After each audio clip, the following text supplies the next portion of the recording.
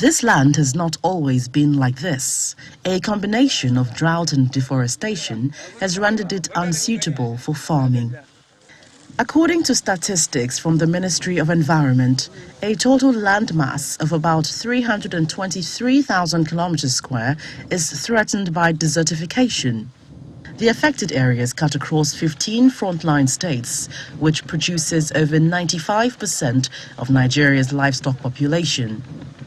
The ministry also states that the livelihood of about 40 million people who live in the affected areas is threatened.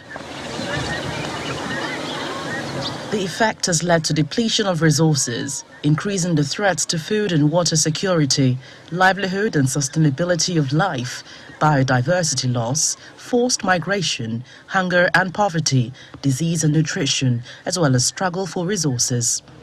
Apparently, this has led to communal clashes and farmer-herder conflict. Desertification is gradually pushing its limits southwards, and this is leading to loss of soil, loss of arable soil, loss of biodiversity.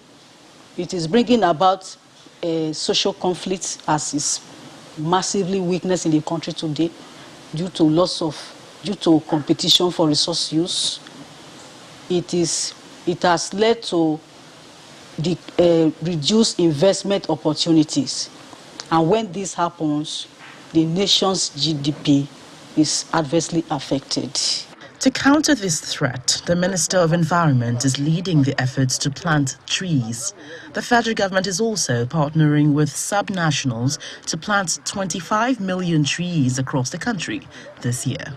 Here in the FCT, we've also keyed into the federal government's efforts in the fight against desertification and drought, as we have begun the process of planting about 170,000 trees across the Federal Capital Territory, with the collaboration of several non-governmental organizations and members of the public.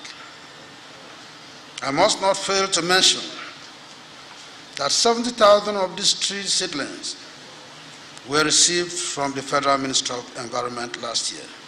According to the Food and Agriculture Organization, Nigeria had the highest rate of deforestation globally in 2005. Between 2000 and 2005, the country had lost 55.7% of its primary forests. This has become counterproductive for rural dwellers who depend on the trees for economic survival and threatens tree planting efforts. The Minister of Environment wants Nigerians to own the effort to stop desert encroachment. You make sure you are not cutting trees illegally, but take it upon yourself that you are equally responsible, just like any other Nigeria, to protect the environment. Plant trees wherever you can.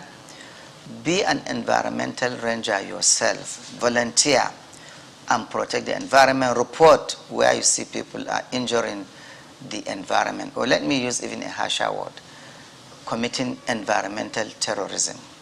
Because where you go about cutting trees illegally, degrading land, burning material just like that, and all kinds of things, is environmental terrorism.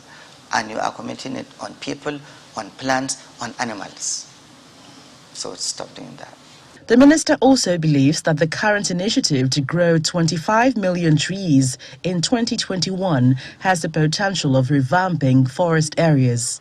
Nevertheless, the government may also consider the rigid implementation of laws that prevent unauthorized felling of trees to ensure the project reaches its goal.